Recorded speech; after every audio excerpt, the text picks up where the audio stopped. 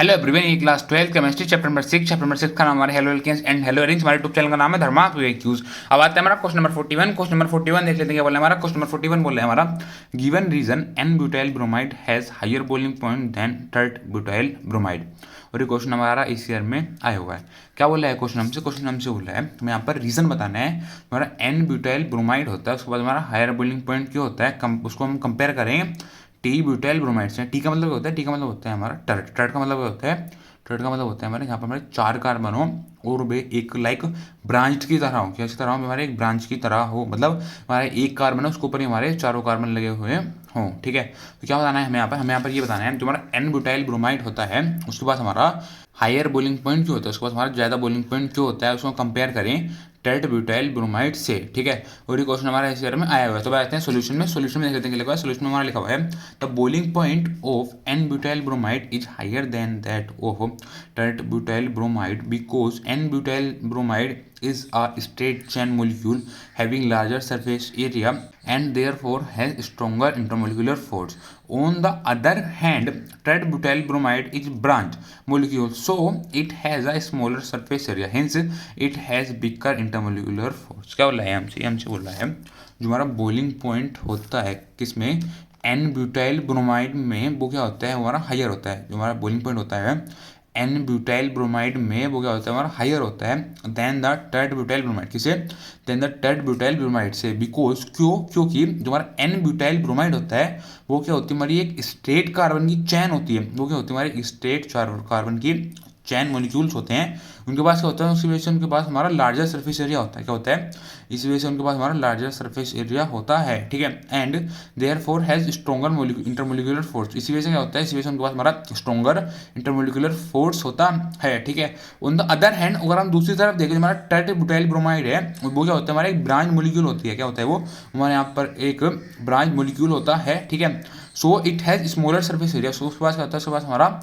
एक smaller surface area होता है। ठीक है, hints it has beaker intermolecular force. इसी वजह से क्या होता है जो हमारा टेट्राब्यूटाइल ब्रोमाइड होता है उसके पास हमारा बिकर इंटरमोलिकुलर फोर्स होता है। ठीक है, यहाँ पर हमारी दो चीज़ की बात हो रही है, एक हो रही है हमारी एन ब्यूटाइल ब्रोमाइड की, एक हो रही है हमारी टेट्राब्यूटाइल ब्रोमाइड की।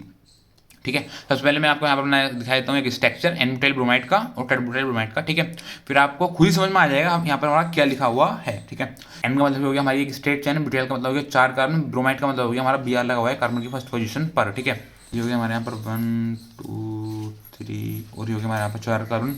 उसने बोला है हमारा कार्बन की फर्स्ट पोजीशन पर हमारा ब्रोमाइड लगा हुआ है, मतलब बी आर ग्रुप लगा हुआ है। तो यहाँ पर क्या लगा, यहाँ पर लगा हुआ हमारा बी आर ग्रुप। ठीक है, हमारी फर्स्ट पोजीशन हो गई, होगी हमारी सेकंड, होगी हमारे यहाँ पर थर्ड, होगी हमारे यहाँ पर फोर्थ। यहाँ पर हम बॉन्ड कंप्लीट कर देते हैं। कार्बन की इधर आ जाएगा हमारा CH3, इधर आ जाएगा हमारा CH2, 3 और 1 4, 2 और 2 4, इधर क्या जाएगा, इधर आ जाएगा हमारा CH2 1 2 और 2 4, इधर भी आ जाएगा हमारा CH2 1 2 और 2 4।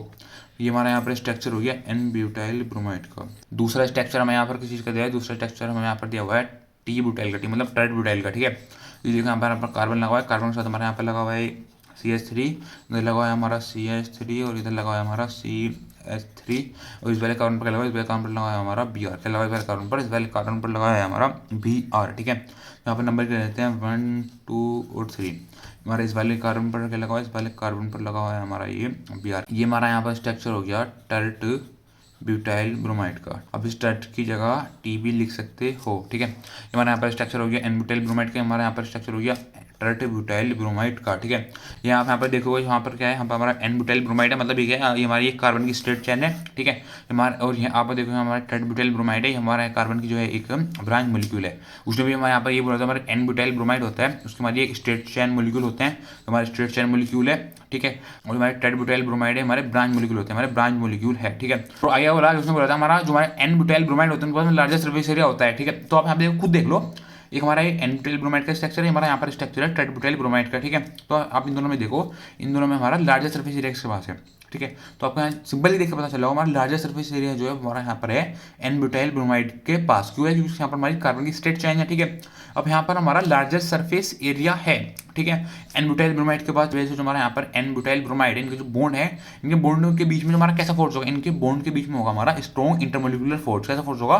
स्ट्रॉन्ग इंटरमोलिकुलर फोर्स होगा। क्यों होगा? क्योंकि यहाँ पर हमारा लार्जर सर्फेस एरिया है, लार्जर सर्फेस एरिया तो हमारा स्ट्रॉन्ग इंटरमोलिकुलर फोर्स होगा किसमें? एन ब्यूटाइल ब्रोमाइड में, ठीक है।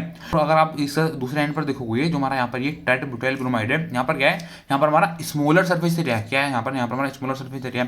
स्मॉलर सर्फेस एरिया क्यों है? ब्रांच चेन मॉलिक्यूल की वजह से, ठीक है। अब हमारा टेट्राब्यूटाइल ब्रोमाइड में हमारा स्मॉलर सरफेस एरिया, तो यहाँ पर क्या है? यहाँ पर हमारा बीकर इंटरमोलिकुलर फोर्स है। क्या है यहाँ पर? यहाँ पर हमारा बीक इंटरमोलिकुलर फोर्स है। यहाँ पर हमारा बीक इंटरमोलिकुलर फोर्स क्यों है? बीक इंटरमोलिकुलर फोर्स है हमारा यहाँ पर ब्रांच मॉलिक्यूल की वजह से। ब्रांच मॉलिक्यूल की वजह से हमारे यहाँ पर स्मॉलर सरफेस एरिया है, और हमारा जब हमारा स्मॉलर सरफेस एरिया है तो यहाँ पर हमारा बीकर मतलब बीक इंटरमोलिकुलर फोर्स है बॉन्ड्स के बीच में। किसके बीच में? बॉन्ड्स के बीच में, ठीक है। तो आप यहाँ पर बोल सकते हो जितना ज़्यादा हमारा सरफेस एरिया होगा, क्या होगा? जितना ज़्यादा हमारा सरफेस एरिया होगा उतना ही ज़्यादा हमारा बॉइलिंग पॉइंट होगा, उतना ही ज़्यादा हमारा बॉइलिंग पॉइंट होगा, ठीक है। आपका ये तो आपको सिंपल यहाँ पर देखकर पता चल रहा है। ये हमारा यहाँ पर है कार्बन की चेन, हमारी स्ट्रेट चेन है। यहाँ पर हमारा ज़्यादा सरफेस एरिया है। क्या है? यहाँ पर ज़्यादा सरफेस एरिया, तो यहाँ पर ज़्यादा बॉइलिंग पॉइंट है, ठीक है। ये हमारे यहाँ पर ब्रांच चेन है, ये हमारे यहाँ पर स्ट्रेट थी, हमारे यहाँ पर ब्रांच चेन है। अब ब्रांच चेन में देख लो, ब्रांच चेन में हमारे यहाँ पर कम सरफेस एरिया है, तो यहाँ पर हमारा कम बॉइलिंग पॉइंट है। क्या यहाँ पर हमारा कम बॉइलिंग पॉइंट है, ठीक है। तो आपको एक बात ध्यान रखनी है, जैसे हमें यहाँ पर ये दिया हुआ था एन ब्यूटाइल ब्रोमाइड, दूसरा दिया हुआ था हमें यहाँ पर टेट ब्यूटाइल ब्रोमाइड, ठीक है। अगर आपको और कोई क्वेश्चन आए उसमें हमें कुछ भी दिया हो तो आपको यहाँ पर सबसे पहले देखना है हमारा सरफेस एरिया के ऊपर, ठीक है। मैंने आपको यहाँ पर बता दिया जितना हमारा सरफेस एरिया उतना ज़्यादा हमारा बॉइलिंग पॉइंट होगा, ठीक है। तो बस ये पूछा था हमसे क्वेश्चन नंबर 41, ठीक है। Thank you.